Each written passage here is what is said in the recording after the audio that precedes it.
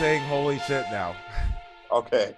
Holy shit! We just had a great conversation about Epstein's real killer, but unfortunately, we weren't recording. So Max Rice tonight, special episode, round 2. We're re-recording because we forgot to record. It's okay with James Altucher, the new king of New York. The what's it called? He thinks like a billionaire, spends like a drug addict. Top podcaster, best-selling author, self-help coach. New King of New York. James, welcome to the show.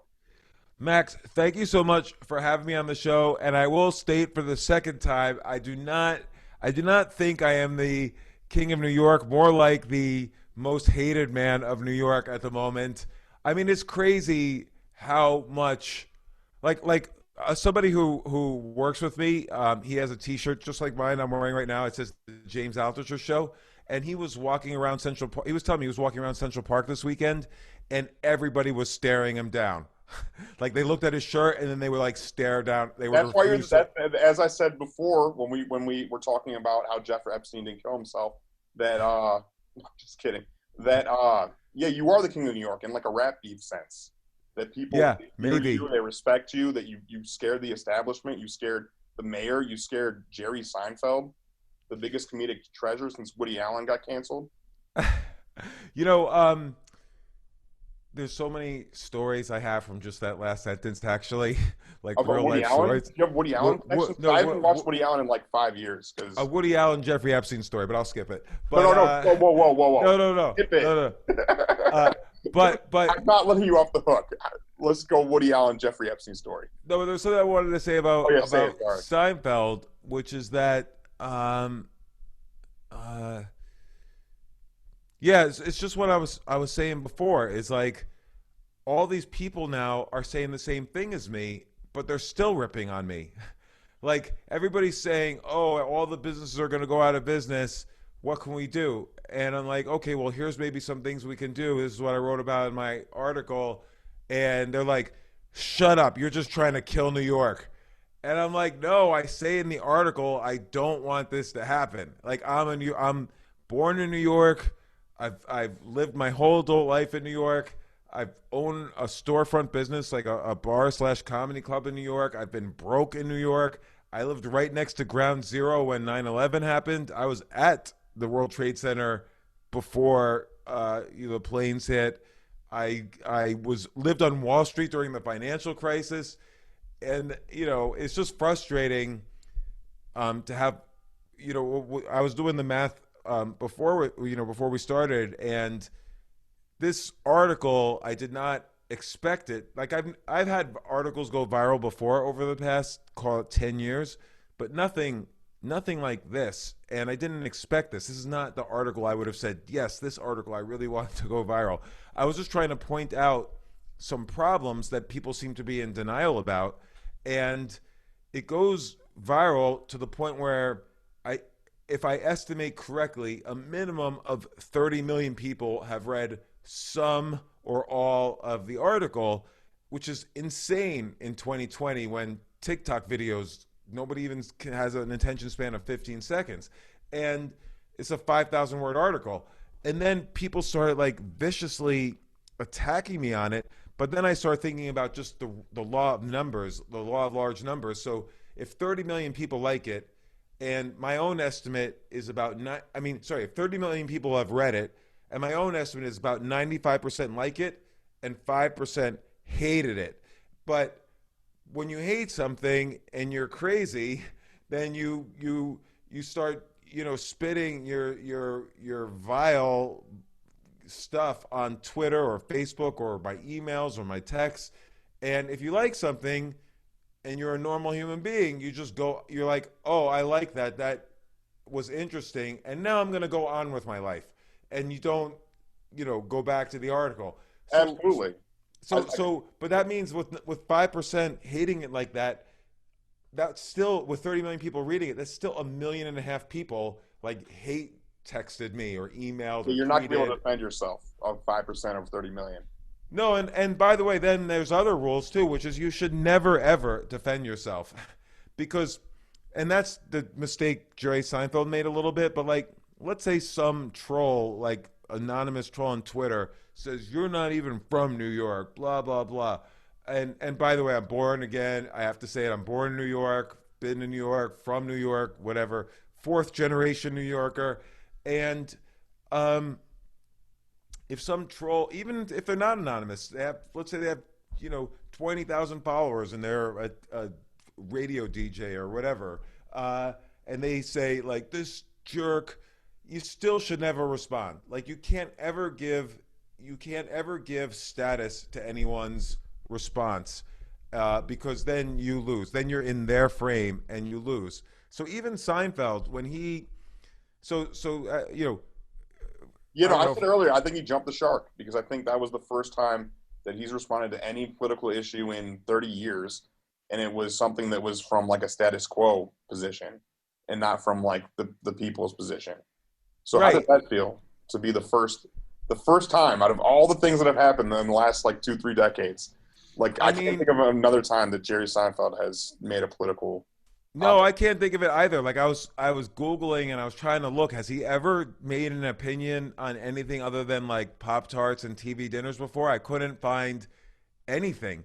And Not even his so, underage girlfriend. He didn't even get canceled for that.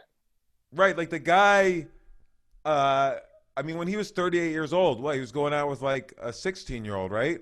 I mean, Yeah, and okay, then but look, so I you don't want totally to, missed that. but I don't want to, like, I don't know him. I Yeah, have no, yeah, I nothing don't want to. against him.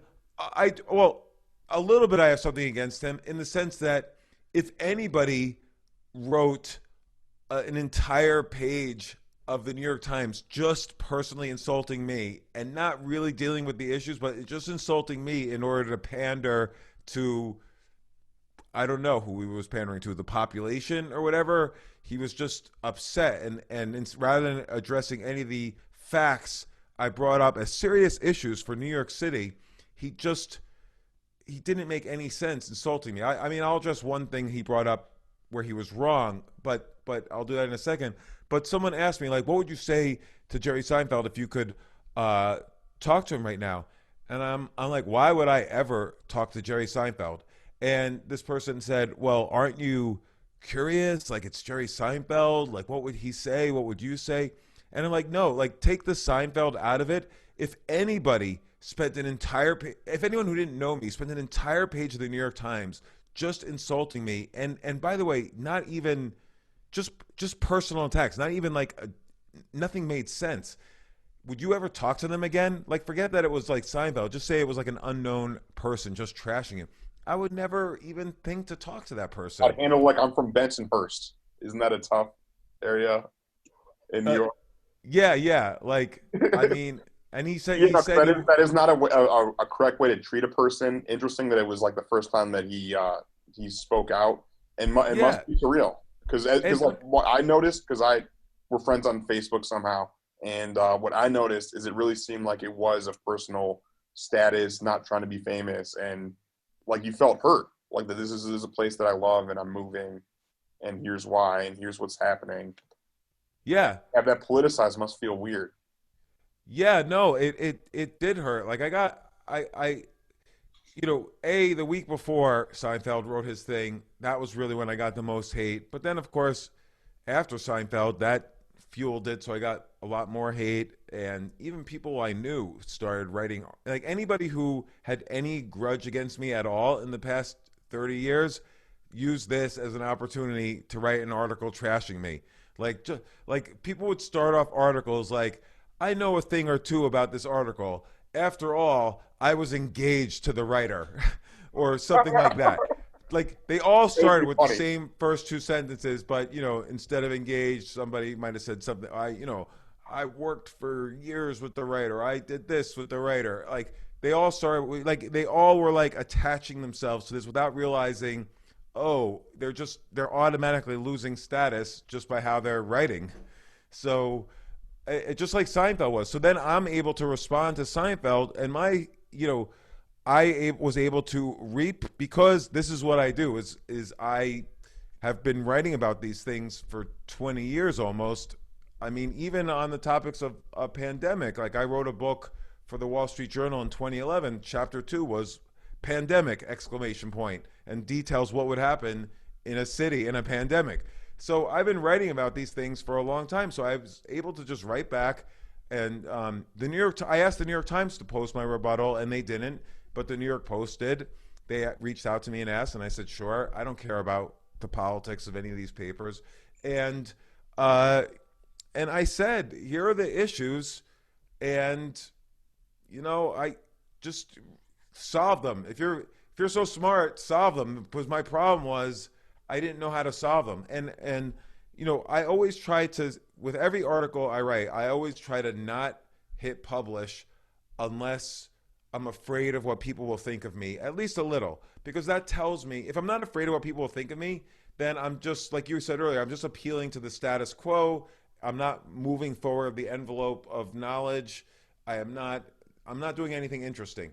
And so if I'm afraid of what people think of me, then I know that, oh, this is a little bit, and I have to be sure I'm being authentic. Like, I'm not just saying people should kill other people. Like, I'm not just saying something just to be contrary, which is another accusation I got this week.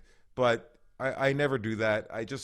This was a very important But topic you to lean me. into that feeling. I feel like you kind of, because I got Jonathan Swift has that great quote that the mark of a true genius is that you will know there will be a confederacy of dunces around them. Is it, do you kind of like embrace that awkwardness where you're like, I might be onto something because like I'm feeling these like conflicted emotions, or Yeah, here's where I was conflicted though with this one is that usually usually if I present a dire situation, I have, things are bad, but here's what you could do personally to make things good. Or things are bad, but don't worry because this will happen. Like in March, some newspaper said there's going to be 140 million deaths by coronavirus because, and they had their basic like 6-year-old mathematical model of there's 7 billion people on the planet. Everyone's going to get it. So 2% case fatality rate at that time. I don't know what it is now. 140 million dead. And so, okay, I could take an article like that and say, they're saying this. Coronavirus is obviously very bad, but let me explain the math of why 140 million people are impossible, and not even 1% of that is possible. Maybe around 1% of 1% of that, maybe, which is what kind of happened. It's like it's like 200,000 deaths, something like that, and in the United States. I don't know how many there are in the world, but no one but knows that's what numbers but are. that's what I do is I try to give some ray of hope. And then my problem is I wrote this article. It was called "New York City is Dead Forever. Here's Why." And right before I hit publish, I felt a little funny because I realized I presented a really strong case for why New York City has major issues that might not be solvable. And I realized this is the first time ever probably that I did an article that didn't have sunlight at the end of the article, and so I was afraid what people would think of me. So that's why I hit publish. See, And I disagree with you because as someone from Chicago, it's very sunlight and exciting for New York City to be dead forever. So no, a little, no, but little you're right positivity. because then my next article after that was this is positive for the other 99.99% of the world because uh, opportunity is going to be dispersed. Like you could have opportunity in Kansas City, in Chicago, in St. Louis, in Dallas, in Austin, in Miami, in Philadelphia, in Boulder, in Park City. Just it used to be the case if you wanted to, if you were a young person, you wanted to strike out on your own and get to the top, you'd have to go to LA, San Francisco, or New York City. And now you don't. And I think that is the frontier is not geographic. The frontier is within you, and that is an exciting thing. So, and that's what I was trying to explain to people. But everyone's like, "Don't tell me about New York. You're not even from New York."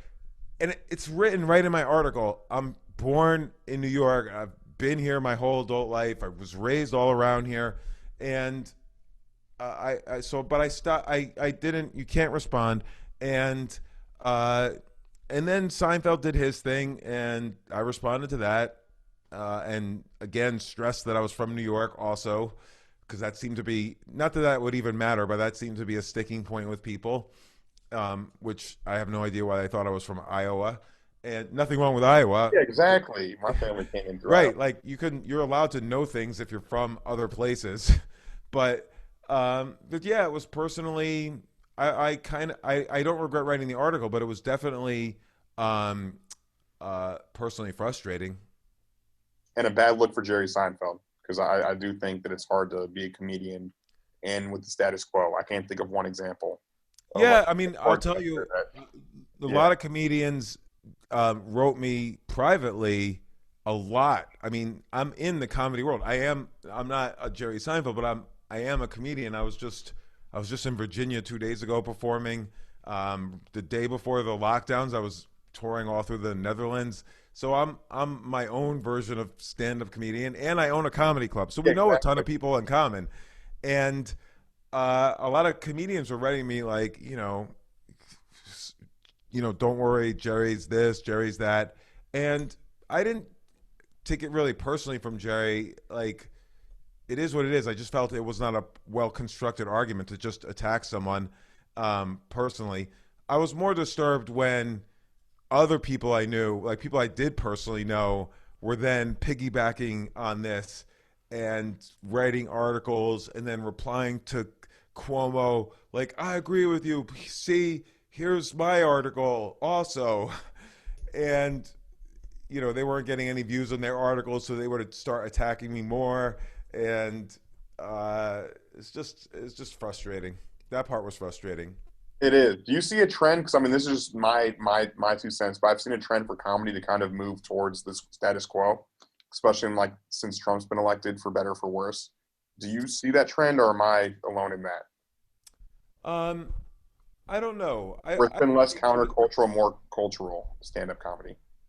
Uh, well, like for instance, was Seinfeld ever countercultural? I mean, he's like he's Yeah, very but good. Like, Kinnison, Bill Hicks, like I know, but he kind of like to me, I think Jerry Seinfeld's like the James Cameron of stand-up comedy, where James Cameron's great, but think of all the crap that James Cameron inspired, like that yeah, kind of bogus 3D craze. Because yeah. Seinfeld was great, but he inspired a lot of bad sitcoms and bad comedians. Well, I So what's the mean, deal with airline food? you would like sitcoms if you like comedies based on situations, Yeah, but um, Jerry's good at what he does, which is he's the best in the world at this he's the best specific at form. that. Yeah, he's the best in the world at taking the mundane and finding the unusual in it. So like we were talking about earlier, like if Jon Stewart had written an op-ed, he would have written it very differently. He still might have been just as insulting, but he would have addressed the issues and pointed out the absurdity of my stance. Like if Jon Stewart had, because Jon Stewart's specialty, his comedic specialty, is taking current events and finding the unusual in the news. Like he doesn't take the mundane, he takes current events and finds the unusual. So if he saw something absurd in what I had written, I would have paid more attention. But Seinfeld wasn't saying anything new. The one thing Seinfeld said was where he addressed my issue that I said a big issue of office buildings is that they're emptying because not just because of the coronavirus now, but because it turns out, you know, in 2008 your bandwidth was on average 2.5 megabits per second. Now it's like 50 megabits per second. So we could have these almost HDTV quality conversations and office meetings, and it turns out people are actually fine with that, and productivity is up, and companies can reduce costs by huge amounts by eliminating unneeded office space, and so that's going to contribute to the emptiness. I mean, right now, It's irresponsible for a right, company. like right now, New York City is back open for offices, but office buildings are only 5% full, not 100%, not even 50%. They're 5% full because everyone's gone already. They're all remote, and so Seinfeld made the point that nobody likes remote. He says specifically, everybody period hates period remote. Well, And I hate not having $200 million, but here we are, Jerry Seinfeld. right, and also, That's what it I mean, felt like. I'm Where it's like, yeah, no, yeah, everyone does hate remote. Everyone hates being broke. Everyone hates, yeah, a lot of things. But like, here we are. But uh at the same time, this is where Google is a great tool, because like before I wrote this, I looked up the research, and it turns out more than there's a whole bunch of research, but I'll pick out one. IBM did a survey of 20,000 people, and more than half liked working from home. Period. That's it.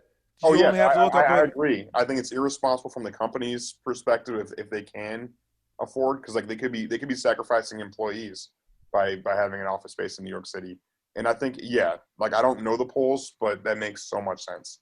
yeah, That and also it's just also scientific research has shown remote now is more productive. So from a company perspective, you go remote. I mean, some people are going. Some companies are hybrid remote, like all the banks, which is the big largest industry by far in New York City. Google's going remote. Twitter's going remote. So those are the largest industries and companies in Silicon Valley. So, and I'm not saying this because I'm dancing on a city's grave or I'm happy these things are happening. These are just real issues. So, yes, Seinfeld addressed one issue, but he said nobody likes going remote, but it just wasn't true. And that could have been like 1 second of Google could have told him that. and it really wasn't controversial when the governor of New York said it. But when you wrote a little Facebook post, that was the end of the world. So Yeah, I mean, I agree with you. I mean, other people are saying all the same things, and then they're just like yelling at me if I say, "Yeah, I agree. Let's think of a solution," and they're like, "Shut the hell up," and it's like you can't. Is that a cognitive, not cognitive dissonance, or like some sort of like people want to appeal to authority, or do you think there's some sort of psychological need for Yeah, that? Because yeah. I everyone mean, like it's you kind of own. emperor's wears news clothes, or Yeah, because like think about it. The largest financial decision most people ever make in their entire lives is to own a home. So when you own a home, you take basically all of your savings, you buy a house, and you borrow 400% times your savings, and now you're hanging on for dear life while you own this home. And then if you have a pandemic that no one expected and you lose your job, like 55 million people at some point or other were filing for unemployment insurance, and your city real estate prices are going down, well, you're scared. And so it's huge cognitive dissonance if someone tells you you might be in trouble, and so your brain and your body is just going to rebel against that. Like I would rebel against it. I would probably cry if it was me, which is why I don't own a home. that's But not productive. Because like yeah, I think that's natural, but I don't think that helps you get in a better spot. Uh, no, but I think like some people get angry, and that's even less productive, yeah, because like why shoot the messenger? But I guess that's why it's a cliche. Don't shoot the messenger, because that's what people do is they shoot the messenger. yeah. To be clear, So you have nothing to do with the death of New York. right, yeah, like Hopefully, I and I was again, a lot of people, I won't specifically say Jerry Seinfeld, but a lot of people were in March, they left New York for the Hamptons or whatever, and they haven't been back since. I was in New York March, April, May, most of June, part of July. And I've been traveling around a little bit. But I live in New York. My yeah. There kids, was I a have stat. I think it was 25% of the Upper East Side or wherever the Jeffersons lived. One of the really nice areas. They 25% left New York for the yeah, it's same with like in my building, it was probably more than 50% wow. left the building. Not that my building is so great, but there was no reason to stay in New York, so people left. They were scared, and they could leave. People who were either remote working um, or who were fired, or they just left the city. And they haven't come back yet. Nobody's come back, and so for me to address what are kind of the reason I wrote the article is because everybody seemed to be in denial to me that they were ignoring these problems. They were all saying like, "Oh, well, New York's got grit, blah blah blah," and I'm like, at some point, grit is not going to work anymore. That's the problem. Like, grit is not going to save you if you need $5 billion to keep your teachers employed, which is what the situation in Dude, New York City is right now. that seemed really insensitive of Marie Antoinette to just be like, yeah, we got grit.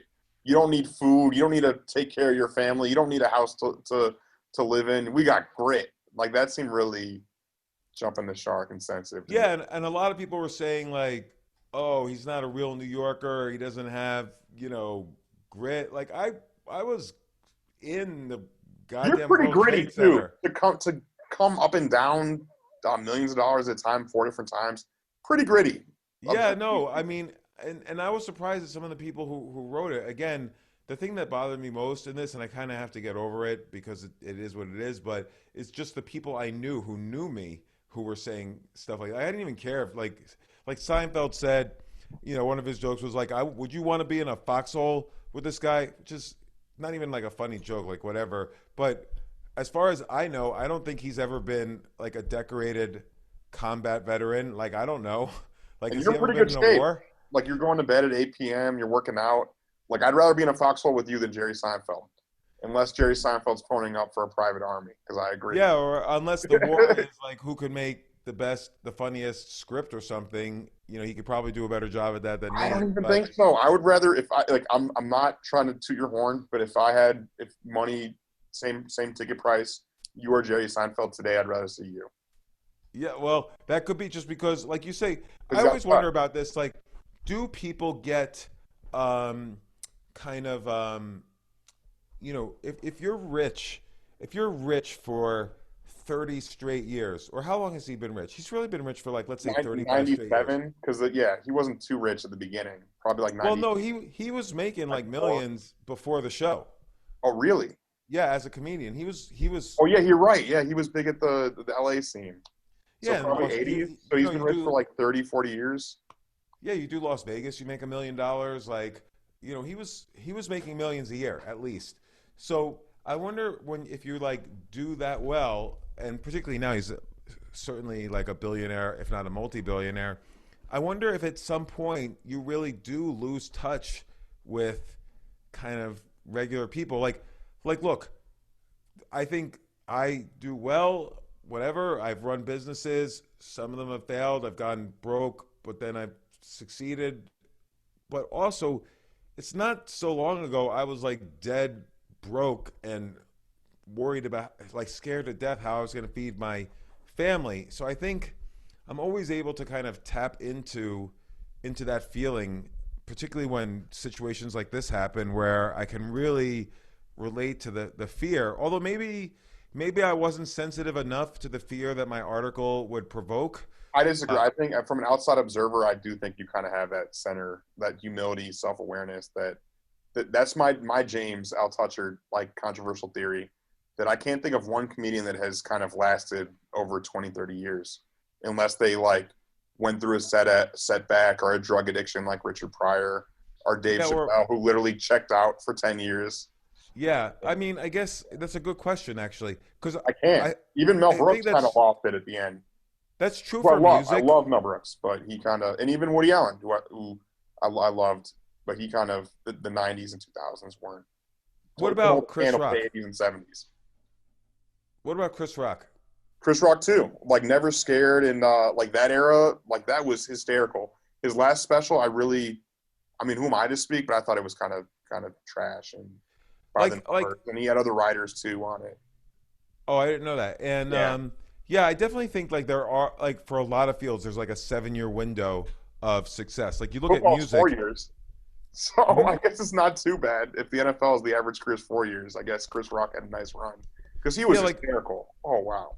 like are there any bands that had hits separated by more than 10 years? Ozzy Osbourne. He still has Parkinson. His last album was pretty decent, Oh yeah, and he like said 'cause he's I not done think of yet.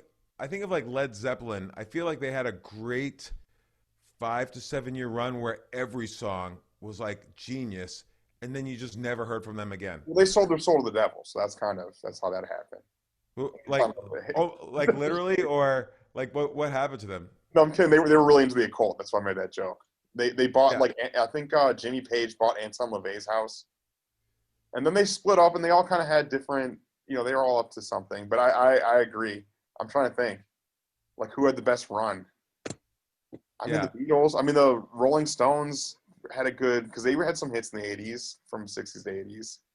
Uh Johnny Cash. Yeah, yeah. Johnny Cash, Because he had his uh, later albums that were kind of okay, but they were covers. So and the yeah, that's the thing well, like you'll get like I don't know, you take even like rappers like the Wu-Tang Clan, they're still probably great, but it's their old songs that I listen to. well, it's kind of Um, embarrassing because like especially in a genre that's all about like bragging about like how tough you are, how much money you have, doesn't make as much sense when you're 50 years old. Like it's very weird to be hearing Jay Z and Lil Wayne to continue to rap. yeah, like for And instance, Kanye is different. We were talking about Kanye early, but he's different because he always adapts, and every yeah, album is like completely different. yeah, he like changes genres completely, You and need then to. also he reinvents himself like a fashion guy, a politician, spokesperson. Like he's great at reinventing himself. Yeah, You the have to polo. reinvent. You do. You have to like as an artist. I think you always need to, even if you're not starving, you need to have that starving mentality, or you're gonna jump the shark at some point. You're gonna be Yeah, picking a fight with I others, agree with but that. yeah. And again, you look at innovation in the U.S. like from 1900 to 1960, what happened? We got faster, right? We went from horses to space rockets, but then we stopped. Like Hmm. planes are actually like commercial airplanes are slower now than in 1960 because of regulations. So that we haven't improved at all. We haven't innovated at all in transportation. But we started innovating in ones and zeros, computers, and I think the next phase is we're going to innovate in like genomics and things like that, and still computers, but genomics is going to be a big trend. So you're right about people are going to live longer because we're going to start having all sorts of stem cell injections to stay younger, and just all this genomic stuff's going to happen. And I think I don't see oil being, the one thing about Buffett is he's really big on brands and and he is big on trends, but sometimes he misses trends. Like and look, he owns Apple. I think Apple's his biggest position. So he got into tech eventually, which was smart, and he preserved his wealth by doing that. But I don't see him taking a chance on things like genomics. Oil and gas. He probably figures, oh, it's here to stay. Oil's still the cheapest source of energy other than nuclear power. And like you said, we're not getting to. You can't put a nuclear power engine in your car anyway. And I so, wish. I hope that's the goal. yeah, seems unlikely though. No one's Yeah, I really know. working on it. Um, so I don't know. I think first off, he's 90, so he's gonna have to be the world's richest guy pretty quick. And Jeff Bezos is worth double him, and Amazon's only getting bigger. Okay, let's talk about that because that was actually something we talked about privately about Jeff Bezos. He's the world's richest man, but a lot of his money is tied up in Amazon stock. And we were talking about a hypothetical kind of math, like a problem, thought experiment. If you were Jeff Bezos and you were trying to get your money out of Amazon and not create a world panic, how would you do it? Or how could you? Yeah. So when you have that kind of wealth, even much less than that, but because no one's ever had that kind of wealth before. Let's just say you have 100 million, okay, which is a lot of wealth, but is like a speck compared to 200 billion. You have an entire army of people doing very creative things for you that the regular civilians have no idea about. So like, and one of those things is figuring out how to get your money out of $200 billion worth of Amazon stock. Figure out how to get your money without selling it. Like Jeff Bezos, I mean, his house is probably worth a couple billion. Like he's spending money, so you have to ask, where's he getting it? And yeah, he sells occasionally, but not that much. But he has access to all his wealth right now. First off, a bank will just lend him 200 billion if he asks for it because they could just sell Amazon stock if he defaults. And maybe they won't lend him 200 billion, they'll lend him 100 billion at least. But the other thing he can do is what's called a collar, which is a little technical, but he can sell calls, which caps his upside, and buy puts, which caps his downside. So all you really have to know is, let's say the price of a stock is 100, you could collar it so that for you personally, it will never go higher than 110 and it'll never go lower than 90. Even if the stock crashes to 30, you have this collar that keeps your price at 90. But you don't have to sell the stock then. You have a collar. You own a collar. And what you do is because it's guaranteed that it can't go lower than 90 for you, you can borrow against you could borrow against the stock at almost 0% interest as if the stock was at 90, even if it goes down to zero. So many CEOs, that's how they get out of their stocks without the public knowing. And it's not illegal. It's not against any rules. It just is what it is. And it's not on paper. Like even if you go above the collar, kind of like if the stock does something crazy, would that Nope. be exposed? No, you have to Oh, recollar. You have to roll over the collar, and that might cause the stock to go down because you're buying a lot of puts, which is equivalent to yeah. shorting a stock. But so the stock might go down while you're collaring, but nobody will know it's you doing it. Like you ever wonder, like if you look at some stocks, they have more shares short than there are shares, and it's because of executives doing these collars. So that's kind of like a red flag. It might be, yeah. It's so what happens is insurance companies buy the opposite side of the collar. So they win if the stock goes up much more than the call or much lower than the puts. They hedge themselves. They sell the collar to you, an insurance company. A bank arranges it. An insurance company buys the collar from you, and then they hedge themselves by shorting the stock and doing a whole bunch of complicated things. And so everybody kind of makes money. The bank makes huge, huge fees, and Jeff Bezos or somebody like him, I'm not saying him, but somebody like him, any executive will have total access to 90% of their money So without it's kind of like a party, and just like I don't want to be a buzzkill, so we're gonna let the yeah, party keep going. right, and nobody knows. Yeah. So Wow. none of the public knows because it doesn't have to be disclosed. Now some cases it has to be disclosed, but usually it doesn't have to be disclosed. Another scam that I want to talk about because I think we both agree on this, even though we haven't talked about it, is college. And you're someone that experienced the best college education that probably anyone can, and also you are probably one of the most experienced self learners in America right now.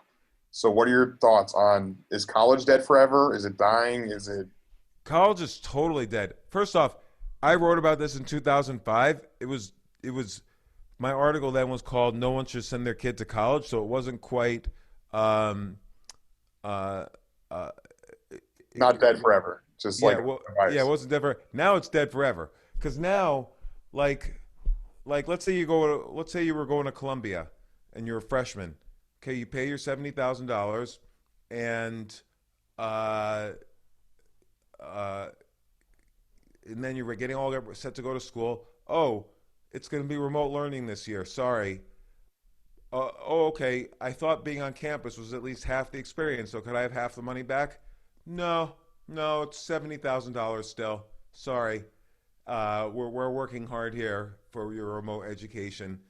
Oh, but I can get a remote education at Coursera or Code Academy or Skillshare or LinkedIn Learning or Udemy University. That's or where I went. Udacity or Khan Academy or Teachable or Highbrow or a million places. I can go online for just $200. Mastermind. I can learn how to cook from Wolfgang Puck. Alpha Like, brain, alpha brain. yeah, exactly. So what do I need to do this? And Columbia could say, well, you can't get a job, without a college degree. And then Google raised their hand like, oh, excuse me, we just allow people to go get these certificate programs at Coursera for a few $100s, and then you can get a job at Google, no questions asked. And Columbia's going to be like, oh, well, it's prestigious Ivy League.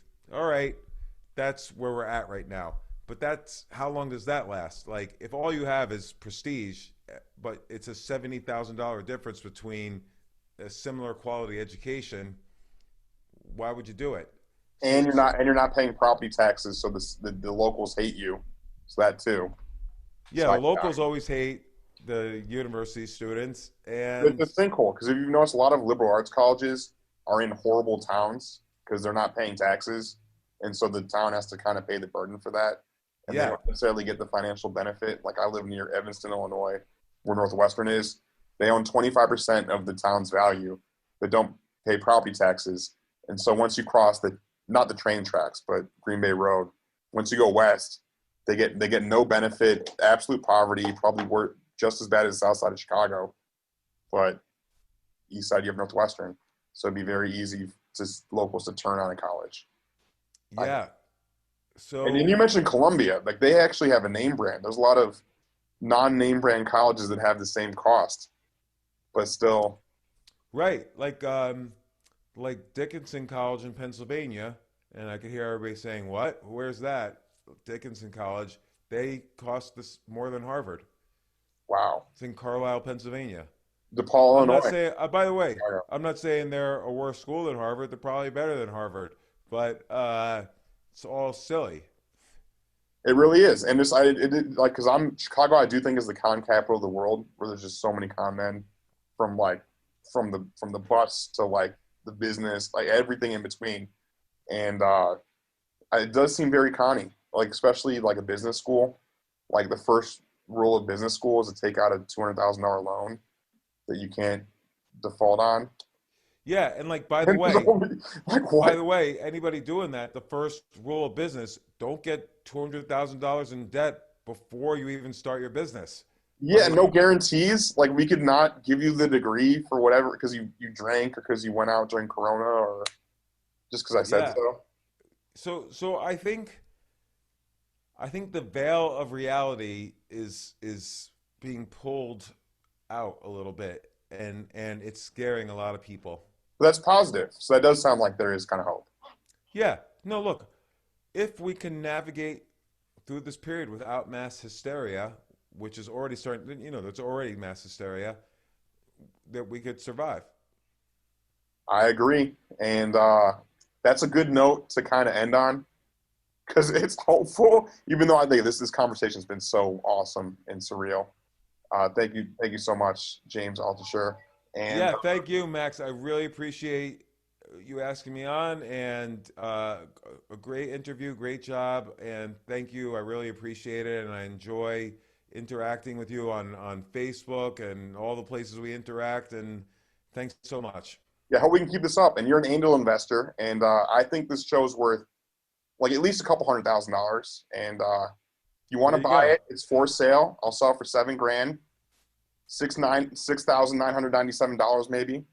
We'll cut you a You'd deal. have to you'd have to have a 6 year earnout where you have to give back all the money and interest if you quit doing the podcast every week.